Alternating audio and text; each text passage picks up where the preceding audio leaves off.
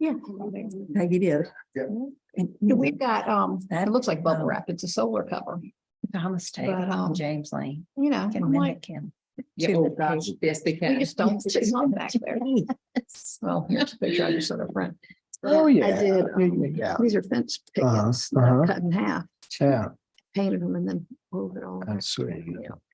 But it's. I met somebody this No, weekend no, no, we have. who They was at the same school with James Lane. Woody, He the was dude, his assistant. had to be in there. Oh, really? Yes, We just- crazy. That is crazy. And then we had another. Jack So the Russell boys that ended up wanted to be in there. eating that mac and, Oh, did yeah, He was, yeah, whatever, mac and. Mac and Pops. Yeah, they did. They ended up eating there. Oh, I think he's Yeah, probably a they enjoyed it. Parsons, whatever, but he was a rescue, and probably 10 years old. Somebody should let me know. I would have gotten Bob to come over and say hello. Yeah, I didn't know they were going to. Wore bow And tie. then when I asked later, I said, where'd you guys end All up the eating? time, They wore said, bow "Mac and tie." Pops." And I was like, Actually, Yeah. pictures. Probably was pumpkin wings or something. And I think when we got. Mr. Reed, do you need help? Of course, I'm most certainly do. I bring that extra every meeting. Had like no tea. You have to have this on supply. Yes. So, you know, on something, but the dog Okay. loved. I can't remember. Do I have a motion going to close? So moved. Second. One proper second on favor. Aye. Motion is so carried. Now it's closed.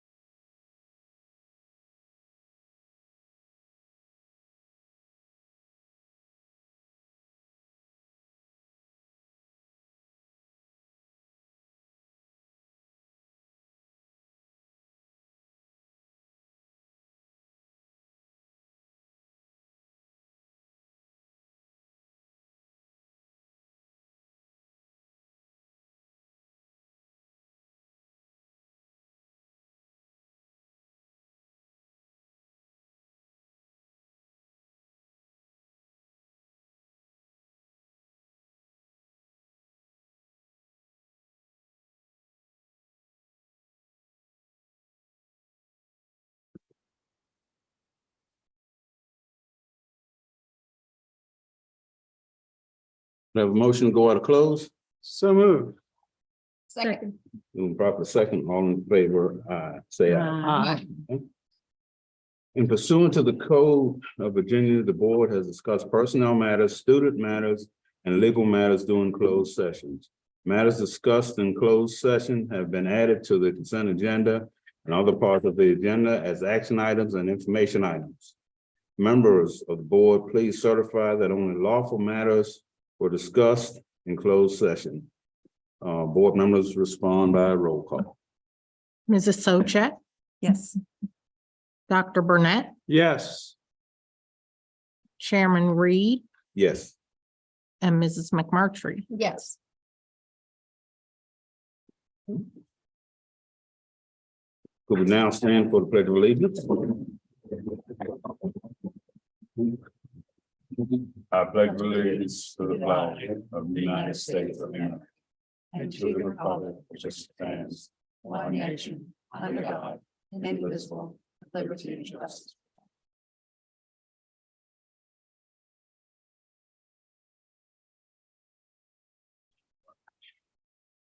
Any additions or corrections to the agenda? I move we approve the additions to the agenda. Okay. Have a second? Second. Move proper second, all in favor? Aye. Motion is so carried. All right, next we have public announcements. Juneteenth holiday. Middlesex County schools are closed. That was on the 19th, June the 19th. July the 4th, Independence Day, school system closed. July the 10th will be the next school board meeting at St. Clair Walker at 6:30 p.m. Next, we'll open the floor for public comment.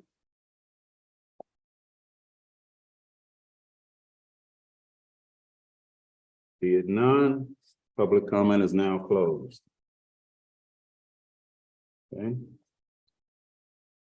Board members' committee reports.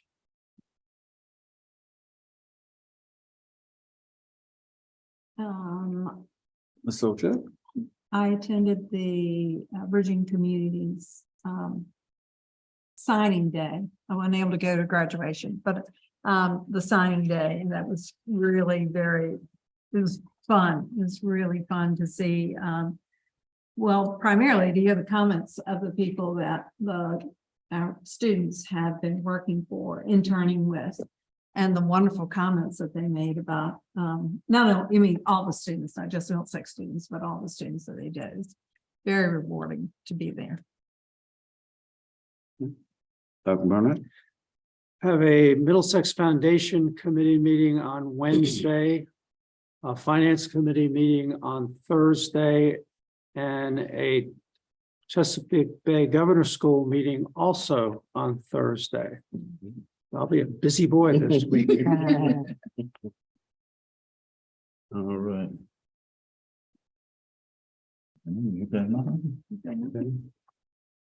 And as far as when doing anything in HRSC, yeah, that's late. Okay, so I'll take that as part of what I'm involved in. Okay. All right.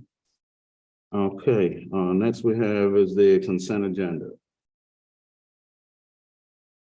I move we approve the consent agenda. Second. Moving properly second, all in favor? Aye. Aye. Motion is so carried. All right, next we have action items, appropriation requests, Dr. Sykes. All right, so we have an appropriation request, which you'll find on page 29 in your packet. And most of the additional funds in here are related to our ending the year with a higher ADM than what we projected in our budget. We had budgeted for 1,100. We finished at 1,155. And I'll just remind you that ADM, remember, excludes preschool and any of our students that are in alternative day placement settings. And so that did give us some additional funds to end the year, which is what's been, I'm not going to go through them line by line in the budget supplement request form, but that is what most of that is related to. I'm happy to answer any questions though.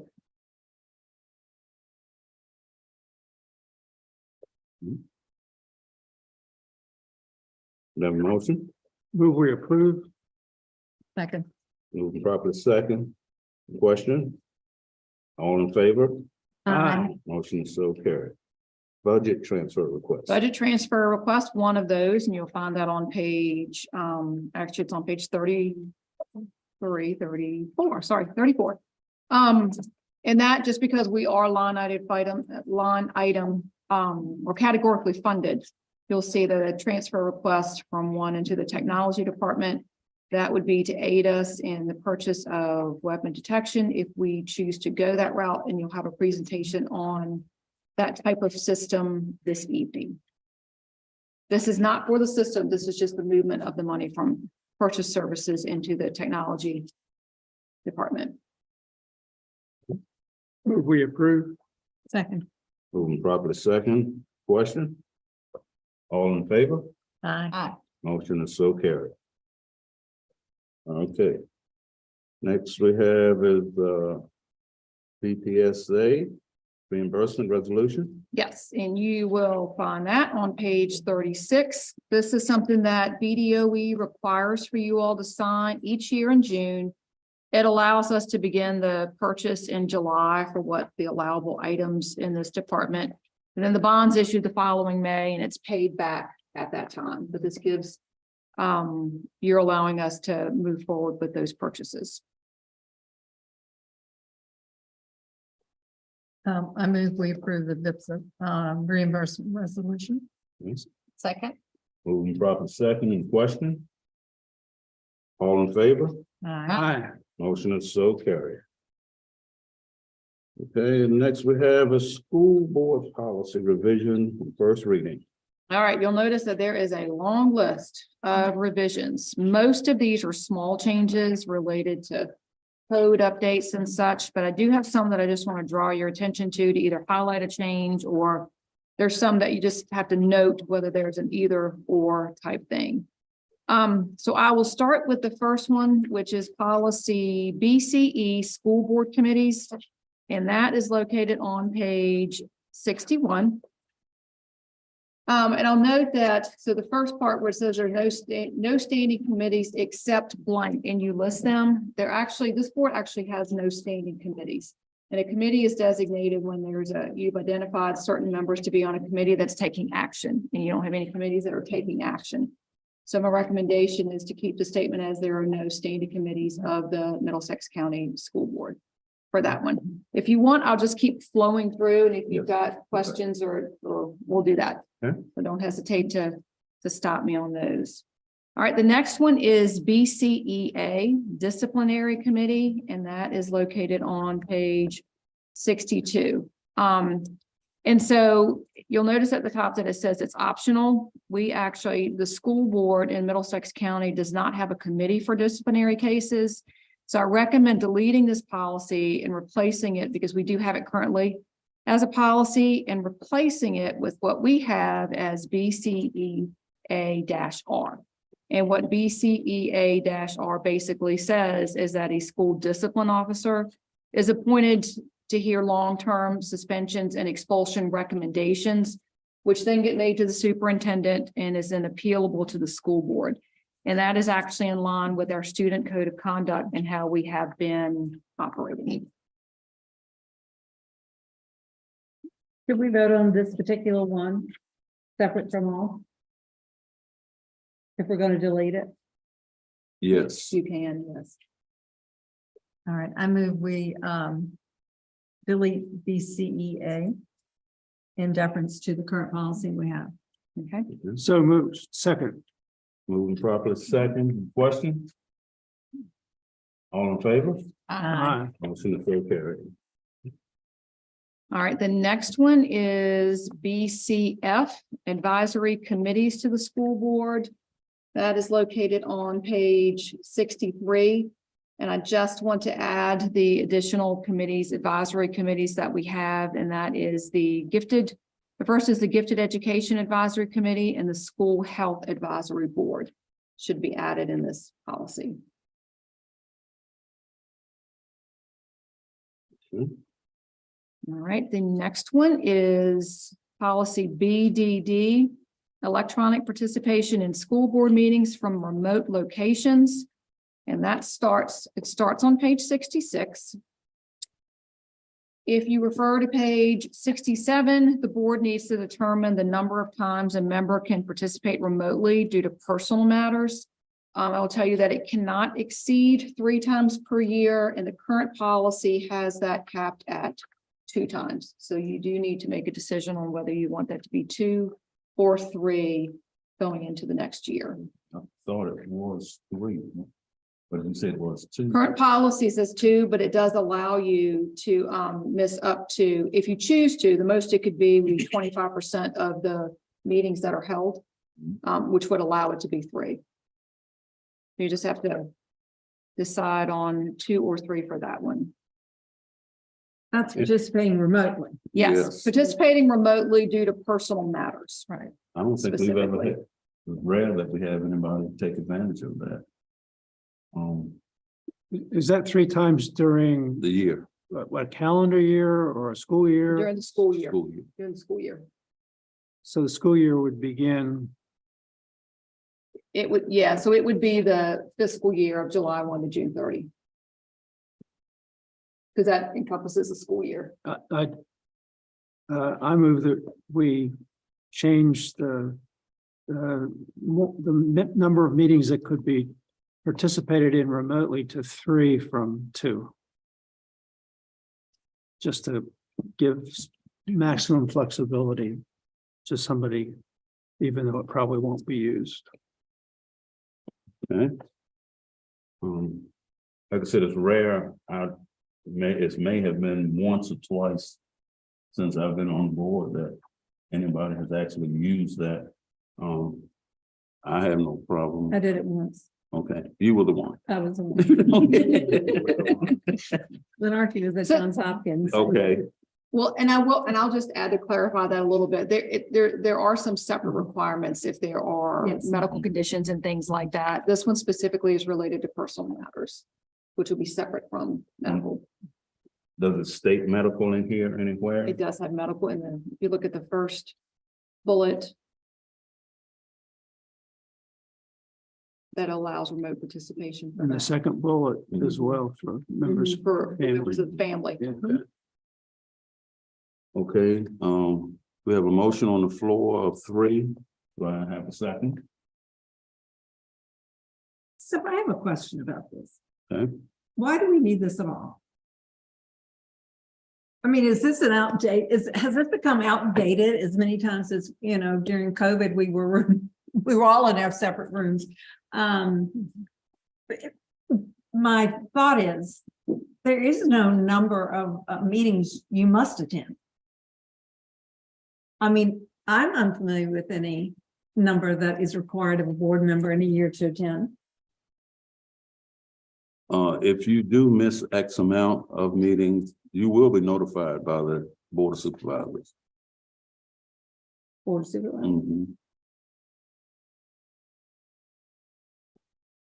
Okay. If I'm not mistaken, I don't think I am. I I don't know mean, why they would have any jurisdiction over us anyway. We're all elected officials.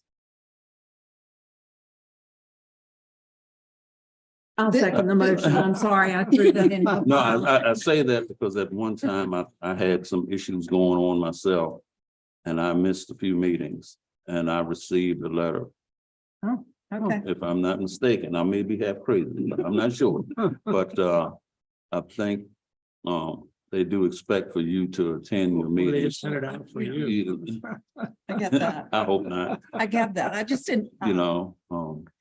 Never come across a policy that gave us that. I mean, So this is still separate from, I Mhm. understand your question about when we were holding 100% virtual meetings, Yes. which there was, and that had to do with the Emergency Act that was in place related to COVID and such like that, that was allowed. Right, So this is related to, it is a in-person meeting, but you have a member who is asking to participate remotely. And so that policy hasn't, because this update just came from the VSBA also. Mhm. So that policy, there's a little bit of coding that's changed, but you do need to have a policy in place for how you would allow one of your members to participate remotely if the meeting is in person. I second the motion, so we're good. Okay, I'll stop asking. it was moved, Curveballs. moved and properly second. Any more questions? All in favor? Motion is so carried. Okay, All right, and I will move to the next one, which Okay. is policy BDDF voting method. And that you will find in your packet on page 72. The decisions to be made here are that boards can allow a tiebreaker on any vote, and there's a way to do that. I will tell you that the current policy that MCPS has does not have that provision in it. And it reads through the first sentence, in any case in which there is a tie vote of the school board when all members are not present, the question shall be passed by until the next meeting, when it will again be voted upon, even though all members are not present. The next sentence and beginning of the next to the last sentence are deleted, and the last sentence begins with any tie vote defeats the motion, resolution, or issue voted upon, is what your current policy says.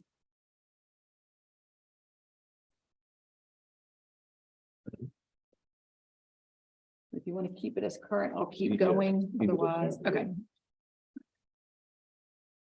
All right, the next one is policy BDDL, electronic participation in committee meetings from remote locations. It's located on page 74. This is a new optional policy, and you would only need it when you had committees that you were identified and someone was participating remotely. I do recommend you not adopt this as an optional policy because we've already established that you don't have committees that are taking on action items. So I move that we do not adopt BDDL. Second. moved and properly second. Question? All in favor? Aye. Motion is so carried. All right, next policy is EB, School Crisis Emergency Management and Medical Emergency Response Plan, located on page 88.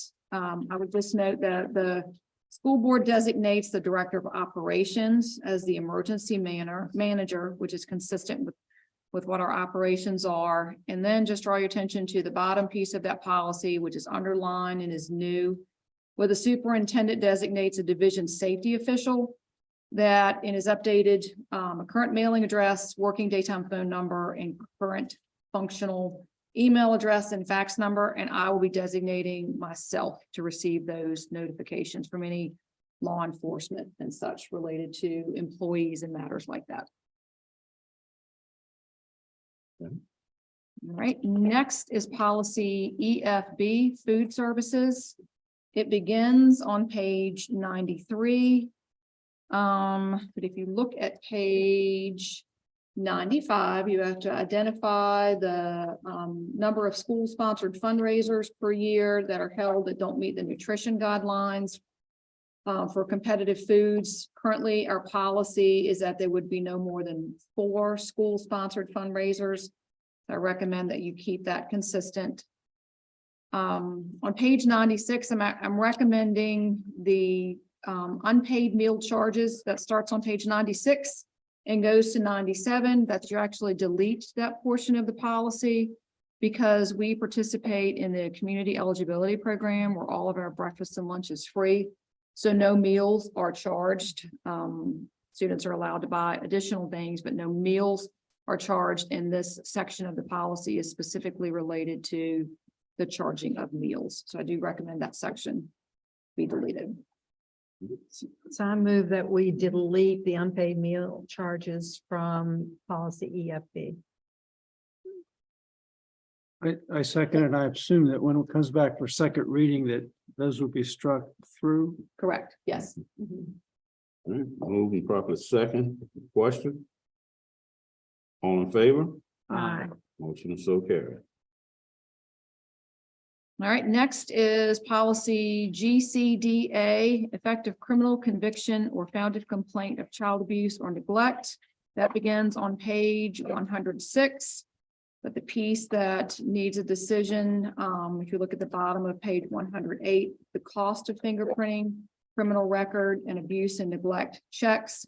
I recommend that on the following page, you follow option 2, which is that the school board pays for all of the fingerprinting, criminal record check, and abuse and neglect check conducted pursuant to this policy. So moved. Second.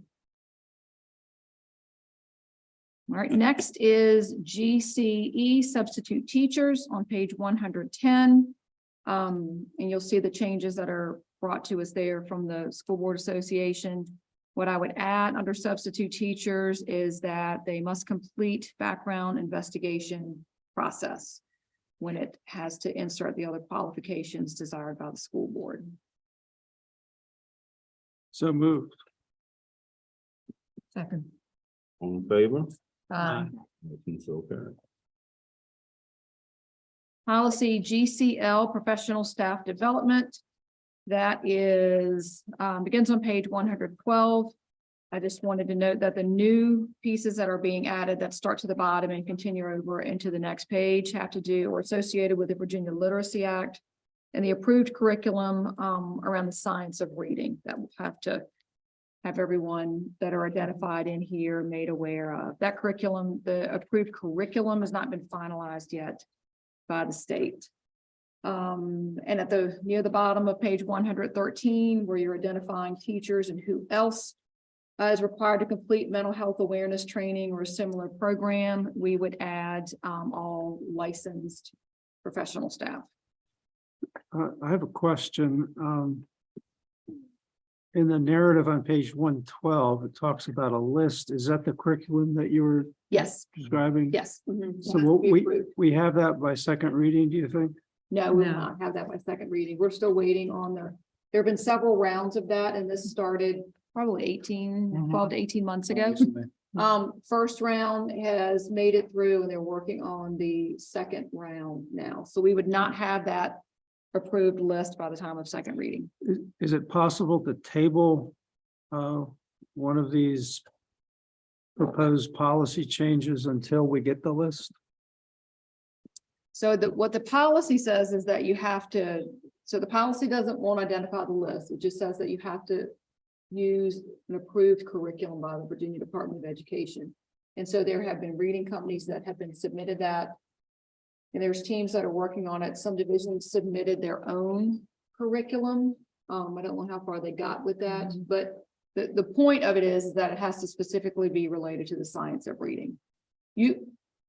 I guess my answer to you would be that you could, but I don't think you're going to want to put in the policy what program we're adopting. If that's what the question is. The Virginia Literacy Act will require us to adopt that which is approved by the VDOA. At least the general curriculum in elementary school and the remediation curriculum K through 8. My concern is that we'd be voting on something that we really don't know about, if I'm reading this correctly. It won't really matter because when they issue it, it's what we will That's what we're follow. doing. Well, If they approve it, and that is the curriculum that we must, Right. if there is a choice, then we would have that option. I think we're in the right place with our Spire and our remediation. I think that will, I can't guess, but I would assume that is aligned with the science of reading. And then also the EL curriculum. If it's not, we'll pivot and we'll look at a general ed curriculum that is aligned with the VDOE requirements for that. So in terms of the Virginia Literacy Act, we would be required to adopt whatever that list is. Which we get to choose from. That We get to say what we're choosing from that list, but we do have to choose from that list. And we can present that to you too. And when that list is presented to us, and we'll evaluate that and we can make that presentation to the school board. All right, then I have a motion and a second on I moved that we add to GCL, all licensed professional staff. All right, that's your motion. Can I have a second? Second. Okay. Moving proper second, all in favor? Aye. Motion so carried. Right, next is policy JEA, compulsory attendance. That begins on page 124. There's two options here, and I recommend that we keep option 2, which is what our current policy is. And so option 2 begins on page 127, and if you look at page 129 at the end of the first paragraph, and that section has to deal with assigning students to alternative education program. They can petition the school board to review that decision if they've been assigned to one of those programs. And the policy does now add, which is this part's new, it adds a timeline of when that petition must be filed, and I'm recommending that that be within 5 days of the notification to the student that they must attend an alternative program. So moved. Second. Move proper second. Question? All in favor? Aye. Motion is so carried. Policy JEC, school admission, that begins on page 130. And if you move over to page 135, this has to do with students who transfer in from another division or from a private school. If they have already been expelled or suspended for more than 30 days in their previous division or private school, they may be excluded from attendance in Middlesex County Public Schools and assigned to alternative placement. So this part's very similar. They do have the right to petition the board to review that decision for the placement in an alternative education program. And same thing, you need to establish a timeline. And I'm also recommending that it would come, the petition would come to the school board within 5 days of them receiving that decision. So moved, 5 days. Second. Move proper second. Question? All in favor? Aye. Motion is so carried. Policy JFCF, drugs in school, that begins on page 147. There are two options there also, and I recommend that we continue with option 2, which is our current policy. I move that we continue with option 2, which is our current policy. Second. Moving proper second. In question? All in favor? Aye. Motion is so carried. Next is policy JGD/JGE, student suspension and expulsion. There's also two options here, and I recommend staying with option 1 because you do not have a separate discipline committee of the board. If you look at page 157 under short-term suspensions, you have to decide whether a short-term suspension, which is already appealable to the superintendent, if it's appealable to the board, or if the final decision is at the superintendent. I do recommend that the final decision remain at the superintendent because that has gone through an appeal at that point. Long-term suspension, if you look at that on page 158, in the second part where the superintendent, that it goes to the superintendent or designee, and the decision of the superintendent may be appealed to the full school board. Such an appeal shall be decided by the school board within 30 days, and that is in reference to long-term suspension. And those are our current policy, right? So the current, they are in line with the current code of conduct. Long-term suspensions may be appealed to the school board. Our current policy does say that the short-term suspensions can be appealed to the school board. However, our student code of conduct indicates that they are final with the superintendent. And so I recommend that the policy be in line with what the student code of conduct in our practices are. So moved. Second. Moving proper second. Question? All in favor? Aye. Motion so carried. Probably I should have noted this before you voted on though. On page 159, Mhm. the when a student when an expulsion is upheld, and an expulsion is for 365 days, and students have to apply to return to school, or keeping that, there's no change there. It's keeping it with the current policy that they have to make that petition, 60 days prior to when the expulsion date would end. And so that's not a change there. That's keeping it the same.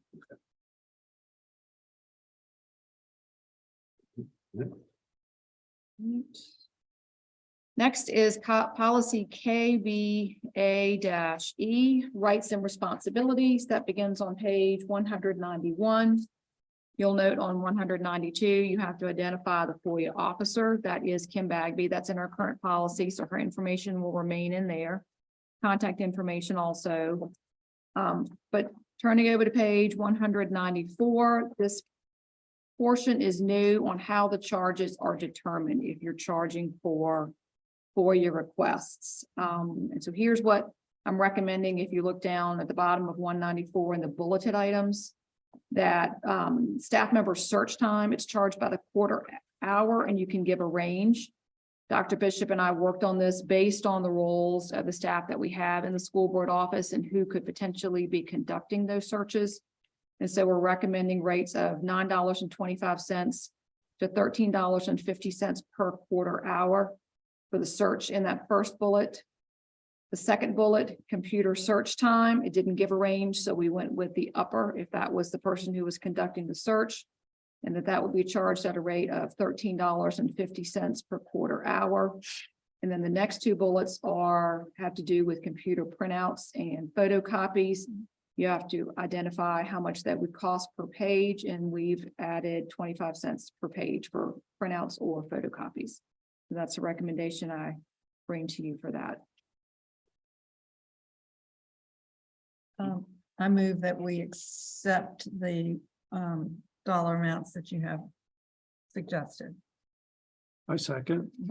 Moving properly second. Question? All in favor? Aye. Motion is so carried.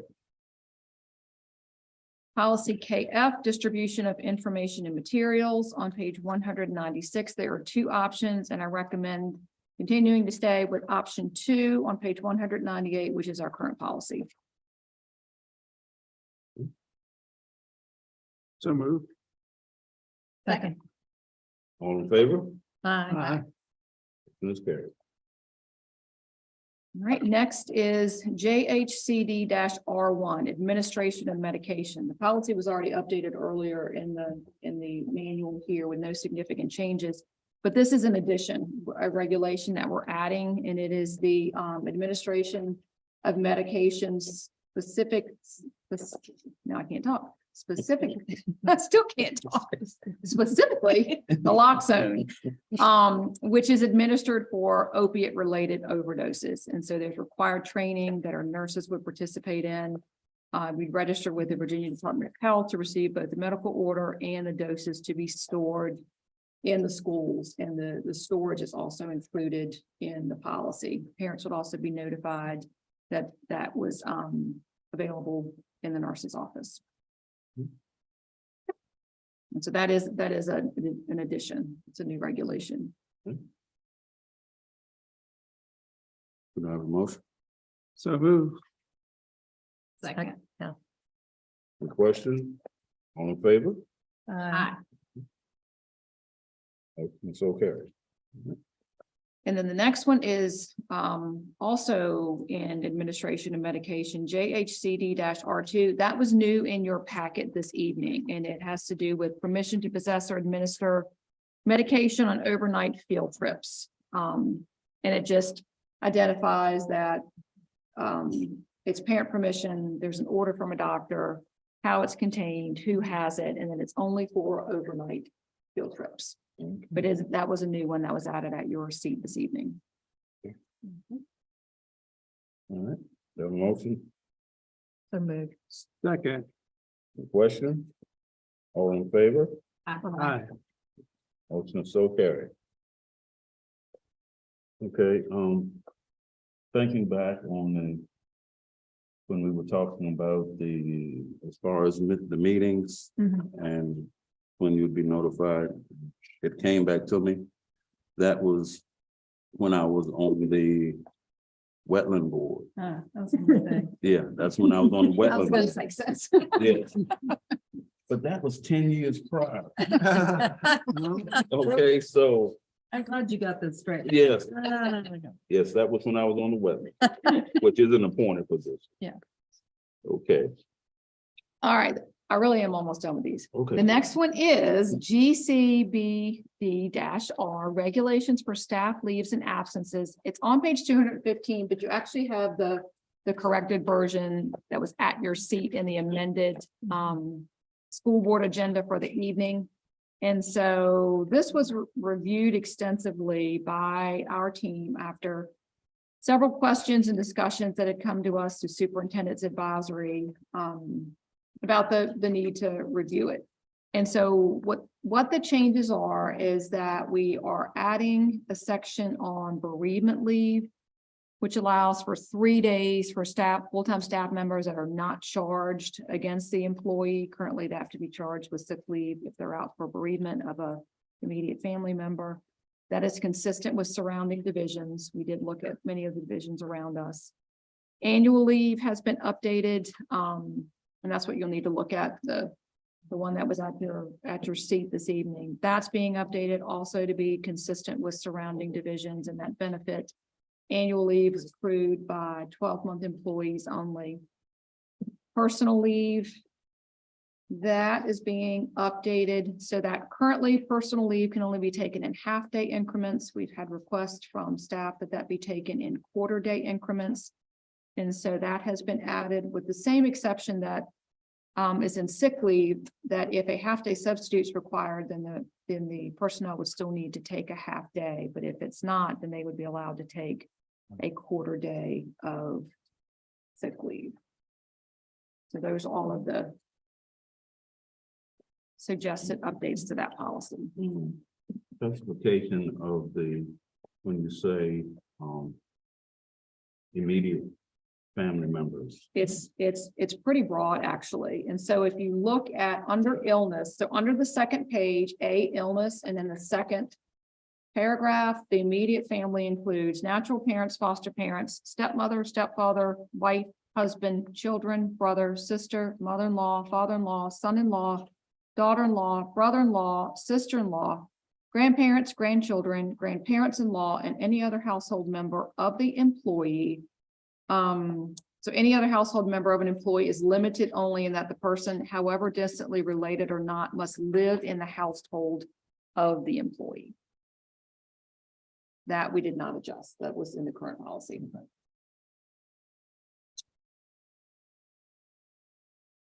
Right. Need an action on that. So moved. Second. Moved properly second, and question? All in favor? Uh, Motion is so carried. And the last update is actually policy GCL-R. And you will find that on page 221, and it is an update. It was called certified personnel, but we're updating it to professional growth and tuition assistant. And what we've looked at here and evaluating what our staff needs are is that we have limited funds for tuition assistance, and we've identified that our largest need and focus is to get any staff their initial licensure and then get our provisionally licensed staff to the next step where they are obtaining their collegiate professional license. And so we just adjusted how the funding is identified there, and so that those staff would have the first priority. It's also available for renewal of licenses if someone's pursuing a master's degree and a doctoral degree. But we did add a priority list of who would be able to receive that first. And we also added a timeline of when the form needs to be submitted to be considered for tuition reimbursement. I move we accept the changes to policy. Second. Moved properly second, any question? All in favor? Aye. Motion is so carried. That's all of the policy updates I have for you. So, Mr. Chairman, Yes, ma'am. there were some that we did not vote on, so I move that we accept on first reading also. So There we you- did not have it. Exactly. additions or corrections. And I second. Moving properly seconds, all in favor? Aye.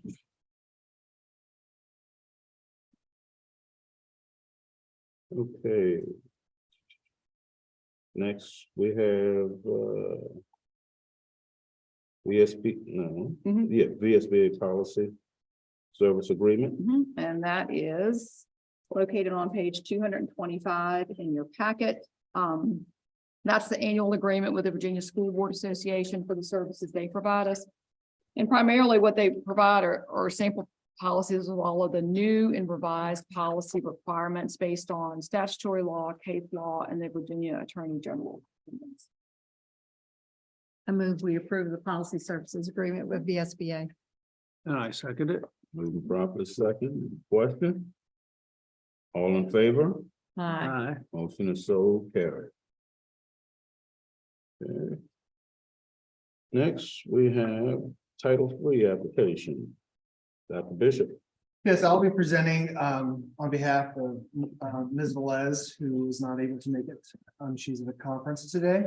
I'm presenting the local consolidated application for the 23-24 school year and the Title III consortium application.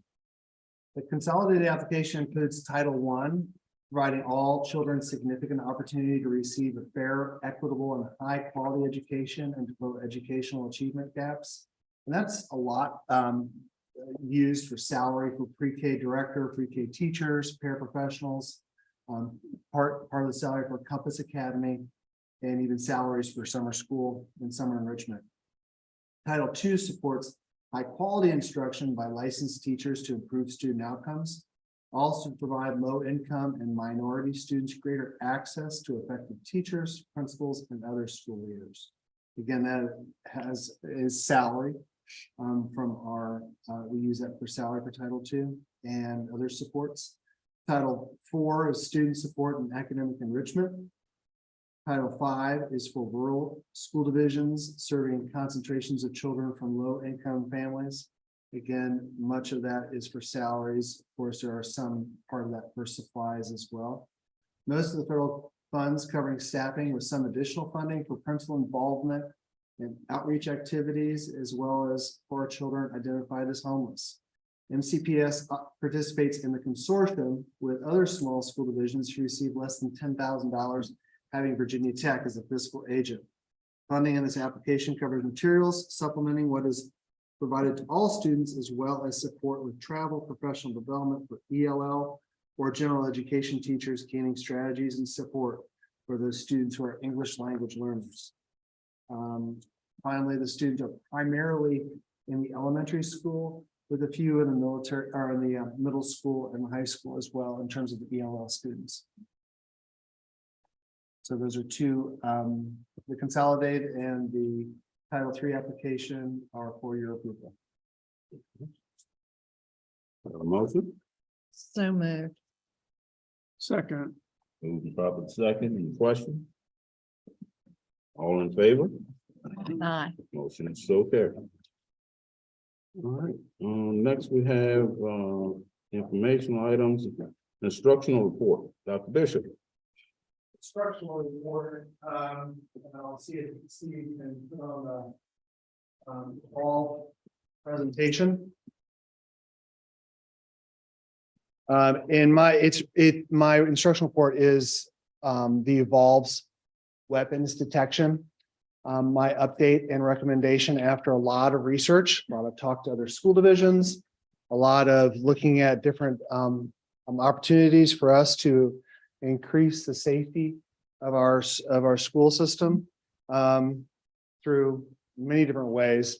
That part of the strategic plan is to provide a safe, supportive learning environment that meets the needs of our school, and just enhancing those safety measures as a safe to ensure security remains our top priority, to make sure that our schools not only are safe, but also feel safe. Part of that is a discussion between metal detectors, no metal detectors, or weapons detection. Weapons detection is different, and I'll show you a video of what that looks like in this presentation. Of course, with a metal detector and a weapons detector, you're deterring weapons from coming into school. Want to detect the weapons before entering the school. The weapons detection is less intrusive. So with a metal detector, you're searching every bag that comes through. Because you have to, because there's you have to look at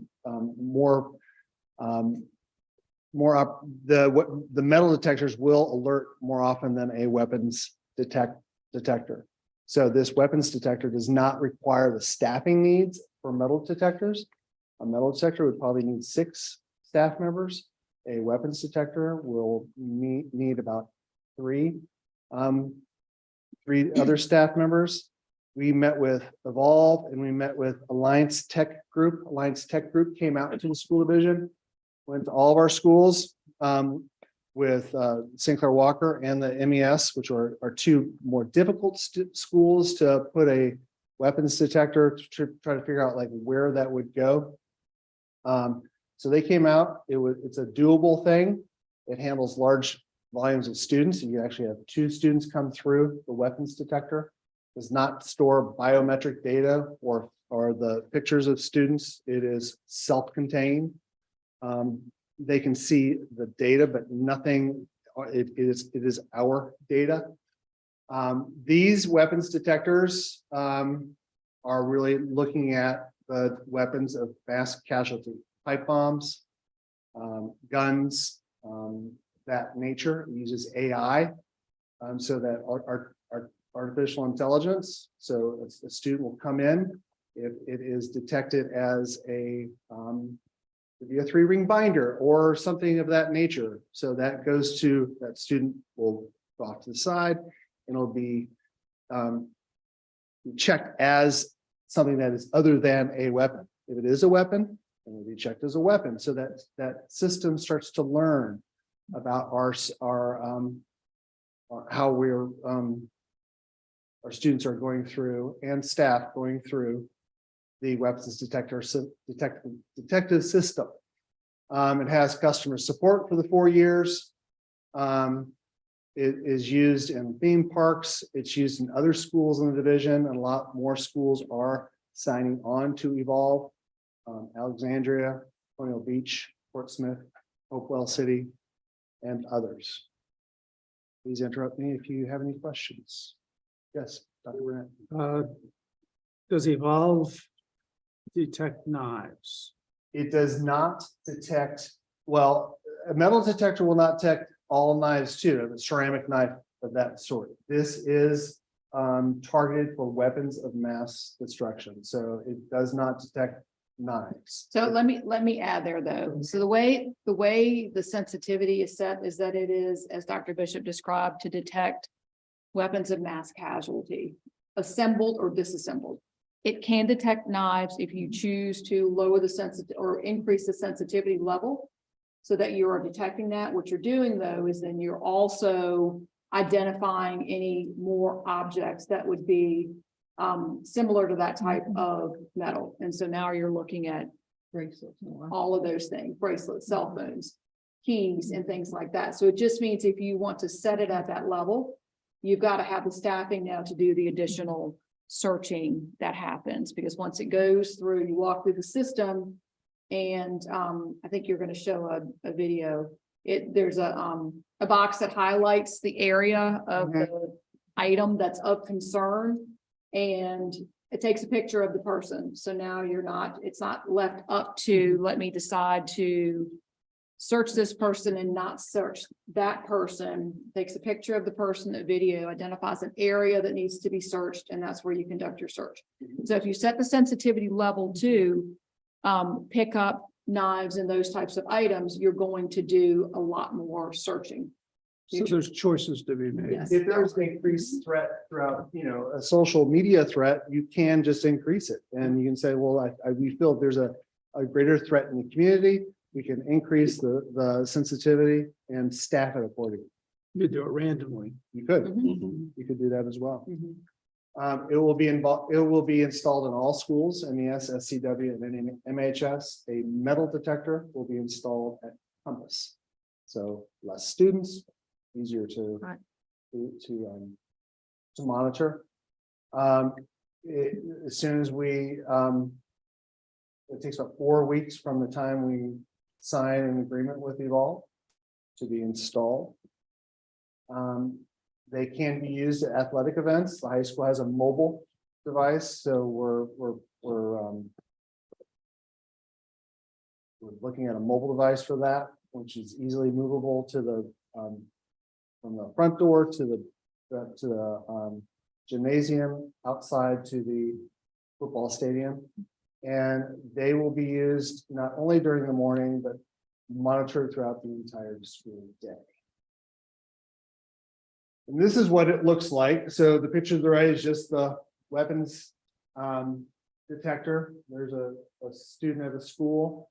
And then as you can see on the picture on the right, a person is walking through.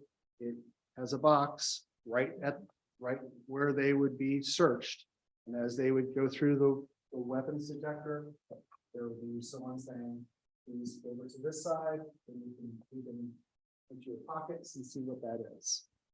I will show you a video.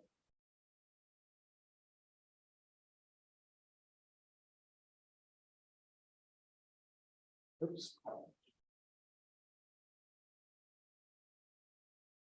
Dave, could you see the volume on that? Thanks.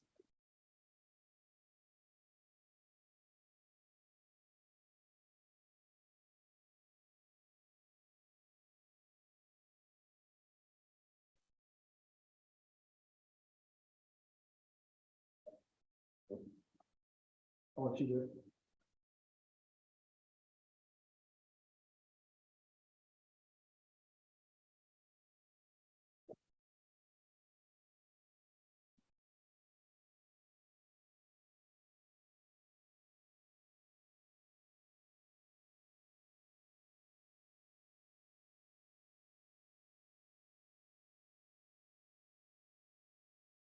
The express system remained green on the backside. There's no change in the display.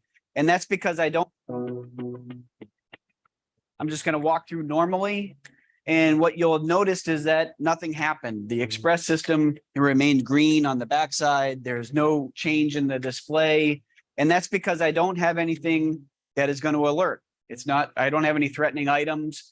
But I do have the everyday items that people carry with them. So like a cell phone, I have a pair of ear pods and keys. Now I have an item that will alert. Again, I'm just going to walk through without stopping. The tablet shows an image of me walking through the system with a box where the item was located. I'll show you this in detail a little bit later, and then how we can use the express system with our integrations. Very short video. But you would have one person standing here, making sure that when they're looking at the first screen, they can see that and escort the person to the next group so they can figure out what is being tagged on the system.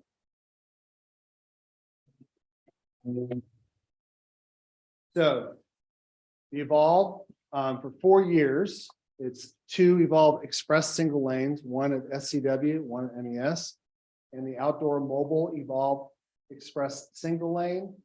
The subscription for 3 units, installation, testing, training, annual support, shipping, the full package to support our school. The cost is $389,277 for 4 years. So that's year 1, 2, 3, and 4. That is the total cost. And what other safety measures other than Evolve? We monitor and enforce of locking exterior doors. We have to do that. Dedicated SROs assigned to each school. Implement threat assessment monitoring. We're implementing a threat assessment monitoring platform so we can really track those threat assessments so that we can really have a good sense at a division level, the threats of our students. Closed caption television. We have anonymous reporting procedures on our website. We have a division-wide training of crisis intervention and positive behavioral interventions and support. All of that are just a few of the systemic ways we try to protect our students. But Evolve is the next step. We feel it is a good way to protect weapons, provide support for our teachers, increase the staffing that we need for weapons detections. And that is what the Evolve system is about. Any questions? So does, do any of the videos, show people walking through with book bags? They do. And typically with a book bag, the process is, you can put the book bag, have a book bag like this. Most school divisions have now figured out, like, take the book bag, hold it off to the side, and hold your band instrument off to the side and walk through it like this. So the box would be around that book bag, if that is the case, or it could be an instrument, it could be a baritone that they're bringing to school. So those are ways to decrease so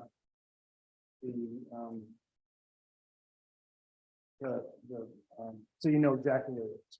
So that's kind of where the first few weeks of implementation of the Evolve is not seamless. It's going to take some effort. It's going to take some students to get used to. They can't, if you bring like 2 or 3 3-ring binders, you put them in your backpack, it is going to register as a weapon. If you bring 1 3-ring binder, it doesn't. So they're working on the AI for that so that doesn't happen. There are some Chromebooks that will go off. There's a rod in the Chromebook itself. I can't tell you if ours are like that, but that is something that they're actually having discussions with Chromebook to make sure that doesn't happen for their computers. So the next round. So the cost would include software updates periodically? Every quarter, they give a software update. At any time that you feel like, so let's say there is a exterior threat and you want to increase the sensitivity of the system. And let's say you have a 7% rate of students being detected, staff and students will be going through this. Being detected. So 7, you're looking at 400 students, it's going to go off, 28 times. You increase that percentage rate. So you know that if you increase it and you'll say you increase it this much, it's going to go off 28% of 28% of the time. So that is a lot more students that are going to be searched. But you know that when you're going into it, is you can increase the number of support and staff for your for the entrance.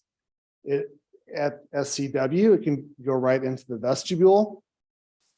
It doesn't take much. It takes a regular 120 volt, and it's going to be hardwired. Going to the vestibule. So when all the students come in from the bus, go around to the front of the door, we would have logistically buses would have to get off one at a time. It'd be just a more monitored way that we're escorting students into the school. So buses are not just going to empty and go into all the different grade levels. They're going to go into the main entrance and get screened that way. But throughout the school day, there will be a basically a tablet. So the secretaries, staff at the front office will be able to see that if there are students coming in through the front office, and they could go to the front office and check in, and so they could screen them at that point in time.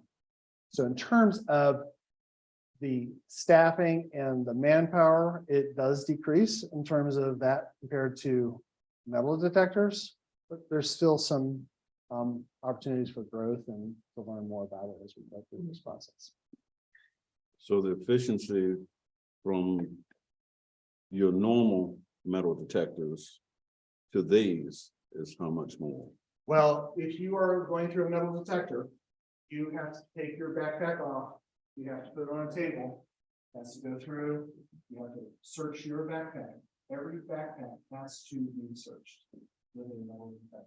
It's gonna trigger, any metal that comes through on that backpack. So, that's gonna be issue. So it's when you're going through, there's if there's metal on you, belt could be something that is going to be detected as something that is like a weapon that is going to be signaled by the Evolve software. And so that part is going to be searched. You're not going to be searching backpacks. You're not going to be, unless when you're going through, you see the weapon or the box that designates that it looks like a weapon. So that is the only time you would be searching that backpack.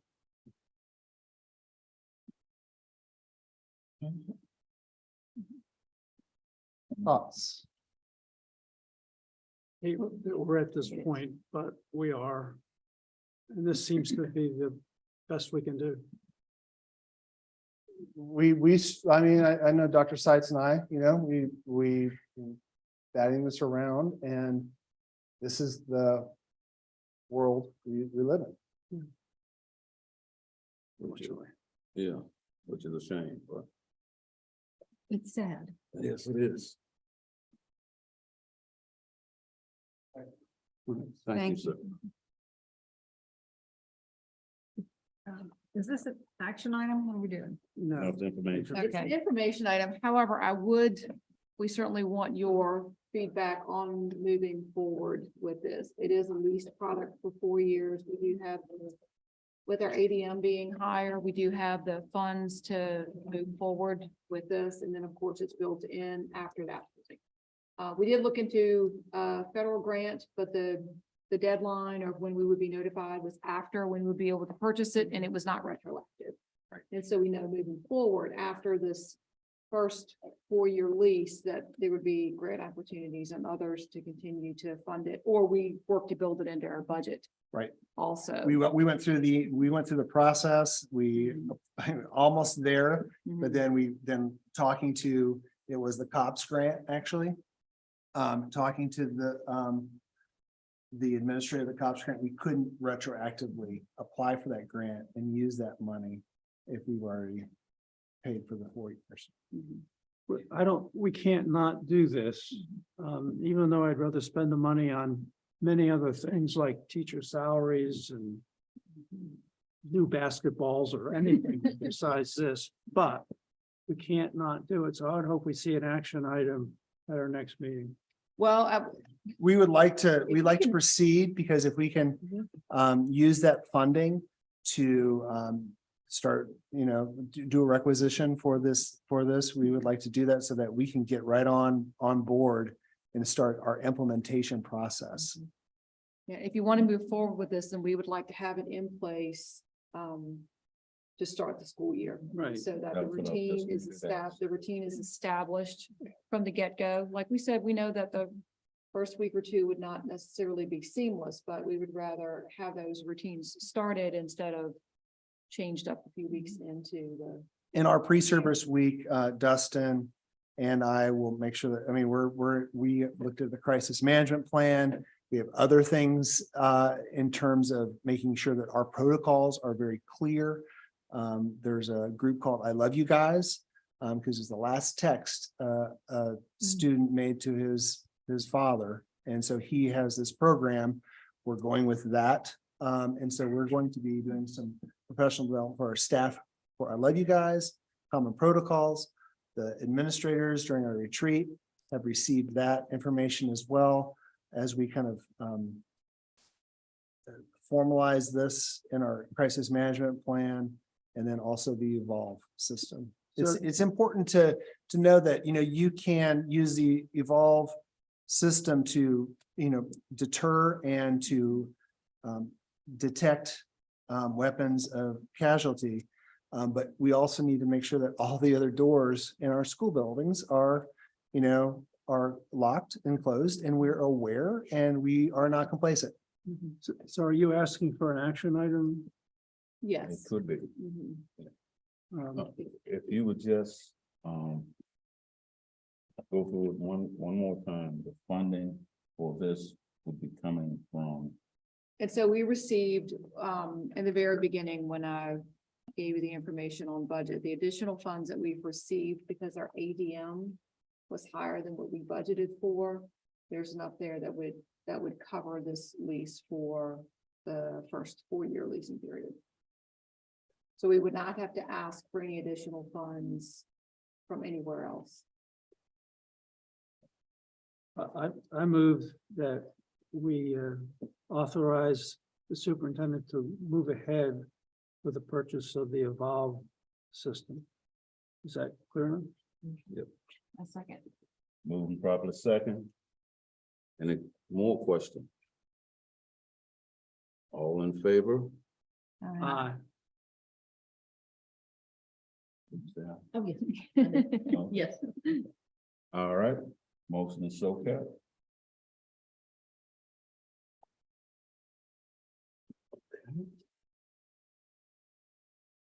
All right, Hampton Roads, sanitation proposal. So I just want to give you an update on where we are with that. It seems like it's been a long process, but I think we're getting very, very close. Our attorney's working with their attorneys. And we should have a final agreement soon that I can present to you all. I will say at the last drafting, the restrictions that the school board had requested were being added to the deed, and they involve the odor control system, the generator location, which is opposite St. Clair Walker, the aesthetics matching St. Clair Walker, and then fencing with screening. And so the piece that I would ask you to make a decision on is, when we talk about screening, is it the wishes of the board to have screening that keeps the visibility down from St. Clair, the view of St. Clair Walker to the station? Is that more important? Yes. Or of equal value is from Route 33, I guess? So I will communicate that information to our attorney.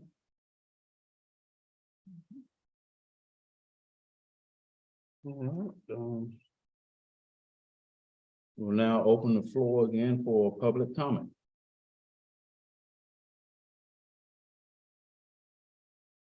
Seeing none, public comment is now closed.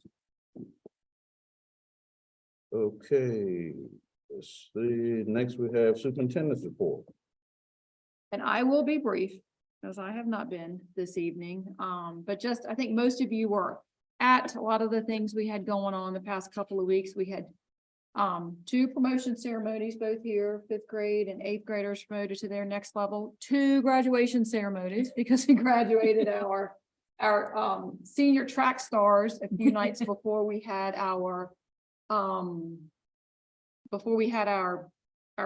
full graduation on that Saturday. And I'm going to give you some updates we've had, speaking of our track team also. We had our administrative retreat. So we ended school on Friday, graduated on Saturday, and started with having our team together for a retreat on Wednesday and Thursday of last week, where we revisited our strategic plan and helped to develop focuses for and identify the focus for next year. We planned our pre-service week, discussed professional development for the next school year, had some conversation on safety planning in those discussions. So it's been a busy time, even though it's officially summer. But Mr. Reed had asked for, and I'm excited to share this too, how our high school athletics ended for the year, and I will put my glasses on to go through that. So all of our teams, starting in the fall, volleyball were Tidewater District champions, Region 1A runner-up. They played in the Class 1 state tournament quarterfinal game. Golf, Tidewater District champion, Region 1A runner-up, Class 1 state tournament runner-up. Cross country, the boys qualified as a team for the Class 1 state meet. Competition cheer, they received 2nd place in the UCA Virginia Invitational. For winter sports, their boys basketball team were the Tidewater District champions and the Region 1A runner-up, and they played in the Class 1 state tournament quarterfinal game. Girls basketball played in the Region 1A quarterfinal game, and wrestling had 4 Class 1 state qualifiers. For spring sports, the list is even longer. For baseball, we were Tidewater District runner-up, Region 1A runner-up, played in the Class 1 state tournament semifinal game. Softball, we were Tidewater District runner-up and played in the Region 1A tournament semifinal game. For tennis, Tidewater District runner-up and Maddie Green was a Region 1A tournament champion and the Class 1 state tournament runner-up. For boys track and field, who are the Tidewater District champions, Region A runner-up, Class 1 state runner-up. Individual state champions are Jaquan Griffin in the triple jump, Gian Reed in the high jump, and Nathan Campbell in the 400 meter. For girls track and field, who are Tidewater District champions, and individual state champion is Chelsea Holmes in the long jump. Boys soccer played in the Region 1A quarterfinal match, and lastly, girls soccer played in the Region 1A semifinal match. So we had quite an eventful year in athletics. I say we all stand and give them a round of applause.